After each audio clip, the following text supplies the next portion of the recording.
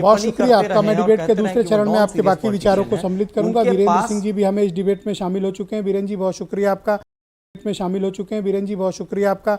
मैं जानना चाहता हूं कि भारत जोड़ो यात्रा अब उत्तर राज्यों की तरफ एंट्री कर रही है। दिल्ली होते उत्तर प्रदेश में भी 5-6 दिन ये लोग गुजारने वाले हैं, तो इसका क्या राजनीतिक इम्पैक्ट पड़ने जा रहा है? और दूसरा, 2800 किलोमीटर की पदयात्रा अब तक। देखिए, सियासत तो हमेशा सड़क पर उतर के ही होती रही है, और सड़क पे उतरे हैं राहुल गांधी, विपक्ष के नेता हैं, तो स्वाभाविक है कि समर्थन तो मिलेगा ही। जनता में तमाम सारी बातें वो रखते हैं। अब जो उतरेगा नहीं, घर में रहेगा, तो कहाँ से जनता बात सुनेगी? सड़क पे उतरे, अब चल रहे 150 दिन की उनकी यात्रा है, और 12 राज्यों में होके गुजरेगी, केंद्र शासित प्रदेशों में भी जाएगी। उत्तर प्रदेश में जब आती है यात्रा, या उत्तर प्रदेश में कांग्रेस की बात आती है, देखिए तब पता लगता है कि संघर्ष क्या चीज़ है। अगर आदमी ने संघर्ष नहीं किया तो उसको इस बात का एहसास नहीं होता है कि कार्यकर्ता कितनी परेशानी झेलता है, कितना कष्ट झेलता है, कितनी लाठी खाने के बाद तब वो पार्टी को आगे लेके जाता है। आज कांग्रेस का बुरा वक्त है, एक बुरा दौर चल रहा है, लेकिन ये जिंदगी की कड़वी जो सच्चाई आज यात्रा में मिल रही है, वो राहुल गांधी और प्रियंका और इन सब के लिए बहुत बड़ा सबक भी है कि भारत की सियासत इतनी आसान नहीं है, और विपक्ष में रह के एक लंबा समय आपको गुजारना है, और बहुत बड़ी पार्टी से आपका मुकाबला है। आपने देखा होगा कि जब लखीमपुर में किसानों का कांड हुआ था, तो प्रियंका गांधी 4 दिन बंद रही सीतापुर के अस्थायी जेल में, नज़रबंद रहीं। आप सोचिए कि वो देश की शीर्ष पार्टी की नेता हैं, उनकी पार्टी में उनका शीर्ष कद है, लेकिन वो बंद रही। कितना बड़ा उनको राजनीतिक अनुभव हुआ होगा। ऐसे भी तमाम सारी यात्राएं हैं, लेकिन राहुल गांधी की यात्रा को आप हिमाचल की पहली सफलता के तौर पर आप देख सकते हैं। अब वो प्रचार करने गए नहीं गए, प्रचार करने गए नहीं गए, लेकिन खाते में कांग्रेस की जीत आई। हिमाचल प्रदेश एक आया। आने वाले दौर में कुछ और राज्यों में चुनाव है, तो कांग्रेस को एक संजीवनी तो मिली। अब वो उसको यूपी में भुना पाएगी कि नहीं भुना पाएगी? देखिए, चुनाव जीतने के लिए आज मोदी जी ने भी कहा, प्रधानमंत्री ने कहा कि संगठन है तब चुनाव जीतेंगे। कांग्रेस पर भी ये बात लागू होती है। संगठन है ही नहीं है, यात्रा चले, भीड़ आए, लेकिन जब आपका बूथ पे कमेटी होगी, मंडल की कमेटी होगी, तब तो आप चुनाव जीतेंगे। चुनाव जीतने के लिए कार्यकर्ता और संगठन तो बहुत जरूरी है, वो कांग्रेस के पास है नहीं।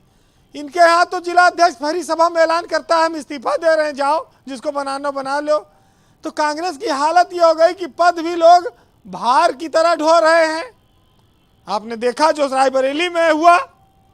तो आप जो विपक्ष की पार्टी है वो अनुशासन ही नहीं बना पाती, संगठन क्या बनाएगी? संगठन तो अनुशासन से चलता है। हाँ, सत्ता में रहिए तो अनुशासन भी मानते हैं लोग, और संगठन भी मजबूत होता है।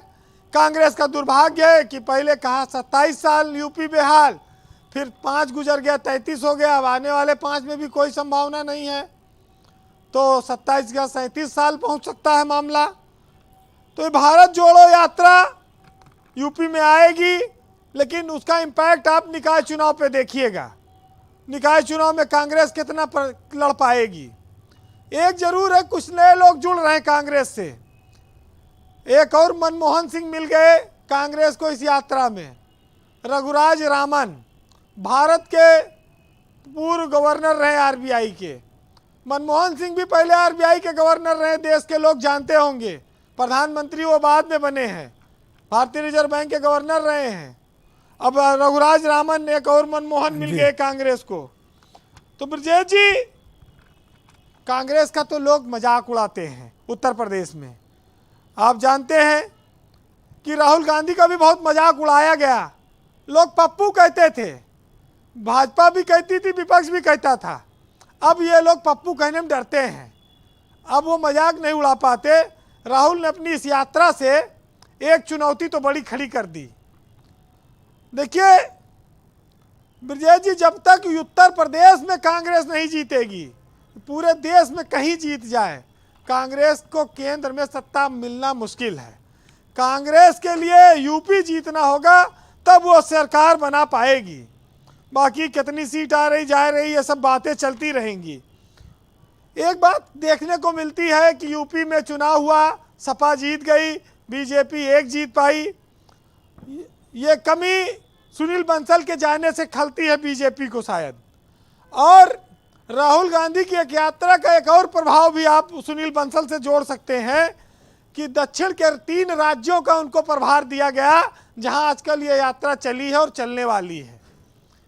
तो सुनील बंसल एक बीजेपी का बड़ा तुरुप का इक्का है। उनके जाने के बाद भी उनको लोग याद करते हैं।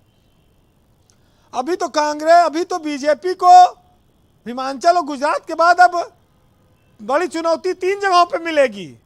बिहार में नीतीश कुमार, बंगाल में ममता बनर्जी, और शिवसेना का जो महाराष्ट्र में होगा लोकसभा के चुनाव में। अच्छा, लोग कहते हैं बीजेपी बहुत बड़ी पार्टी है, उसमें कांग्रेस में तो छिन्न भिन्न हो गई, टूट गई, तमाम नेता टूट के भाजपा में चले गए। गुटबाजी हर जगह ऐसा नहीं है। अभी 3 राज्यों में जब चुनाव होगा, शिवराज, वसुंधरा राजे, रमन सिंह, ये सब इलाकाई छत्रप हैं। अगर इनकी शान में गुस्ताखी हुई तो कोई आसान थोड़ी है, यहाँ भी तमाम तनाव बढ़ेगा। तो संभावनाएं सियासत में हमेशा बनी रहती हैं। लेकिन ये अलग बात है कि भाई भाजपा का मामला ठीक चल रहा है और उनके पास नेता ज़्यादा है। खटोली में हार गए, अब वहाँ पर दुबे जी की पार्टी जीत गई। आप कह रहे हो 144 लगी है, जाओ ना। अरे अकड़ रहे हैं, मैं सवाल पूछ रहा हूँ तो अकड़ रहे हैं। पहले बड़े मतलब उससे रहते थे। अरे दुबे जी कोई पार्टी कमजोर थोड़ी है, 144 नहीं 444 लगा दो, कोई डरने वाले हैं? जाएंगे, दबने वाले कहाँ? पुलिस अब पुलिस यही अब जमाना। देखिए, जो जीत तो देखिए हर आदमी चाहता है, हर पार्टी चाहती है, लेकिन संघर्ष जो राहुल गांधी कर रहे हैं वो कांग्रेस के लिए कुछ ना कुछ फायदा तो लेकर आ ही रहा है। दुबे जी सुनिएगा, कुछ पढ़ रहे हैं। अब ये अलग बात है कि लोग तमाम सारी चीजें कहते हैं। एक साहित्यकार ने लिखा है, जो संघर्षों से पांडे जी कुछ आया है क्या व्हाट्सएप पे? जी पांडे जी कुछ व्हाट्सएप पे मैसेज आया, पढ़ रहे हैं। बोलिए वीरेंद्र जी। दिल्ली से कनेक्शन जुड़ा है। देखिए, एक साहित्यकार ने लिखा है कि निखरती है मुसीबतों से ही शख्सियत, हाँ। जो चट्टानों से न उलझे जी। वो झरना किस काम का। और अभी तो इस बाज की असली उड़ान बाकी है, अभी तो इस परिंदे का इम्तिहान बाकी है, अभी तो लांघा है समुद्रों को, अभी तो पूरा आसमान बाकी है। बहुत शुक्रिया आपका वीरेंद्र जी, बहुत बहुत धन्यवाद। बहनों भाइयों, इस परिचर्चा को आगे बढ़ाते हैं। मेरे साथ उमा शंकर पांडे मौजूद हैं, उत्तर प्रदेश